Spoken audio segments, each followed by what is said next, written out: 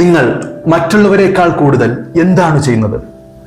2025 December 16 American പ്രമുഖ ദിനപത്രമായ Washington പോസ്റ്റിൽ വന്ന ഒരു സംഭവം നിങ്ങളുമായി പങ്കുവയ്ക്കാം. അമേരിക്കയിലെ ഫ്ലോറിഡയിൽ ഡൊണാൾഡ് സ്റ്റാൾവർത്ത് എന്ന ഷെഫ് ജോലി ചെയ്തിരുന്നു.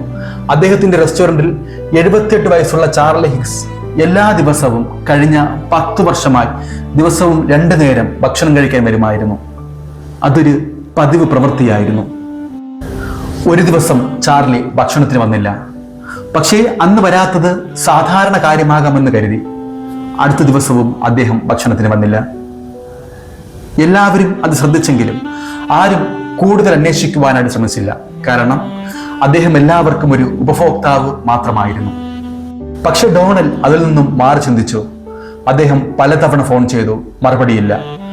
ജോലി കഴിഞ്ഞ ഉടനെ അദ്ദേഹം ചാർലിയുടെ വീട്ടിലേക്ക് പോയി. വാതിലിൽ മുട്ടിയപ്പോൾ അകത്തുനിന്ന് വളരെ ക്ഷീണിച്ചൊരു ശബ്ദം കേട്ടു. Help, help.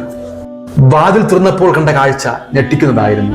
അദ്ദേഹം ബെഡിൽ നിന്ന് വീണ് അദ്ദേഹത്തിന്റെ വാരിയെല്ലുകൾ തളർന്ന് രക്തത്തിൽ കുളിച്ച് ജീവിതത്തിനും മരണത്തിനുമിടയിൽ മല്ലിട്ടുകൊണ്ടിരിക്കുകയായിരുന്നു.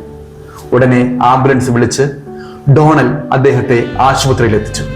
സുഹൃത്തുക്കളെ, ഒരധിക ഫോൺ കോൾ, ഒരധിക ചുവടുവെപ്പ്, ഒരധിക കരുതൽ ഒരു മനുഷ്യന്റെ ജീവനെ തന്നെ രക്ഷിച്ചു. സുഹൃത്തുക്കളെ, ഇതുതന്നെയാണ് മറ്റൊരു ചോദ്യത്തിലൂടെ യേശു നമ്മോട് ചോദിക്കുന്നത്. നിങ്ങൾ മറ്റുള്ളവരെക്കാൾ അധികമായി എന്താണ് ചെയ്യുന്നത്? From hearing to living, word to life.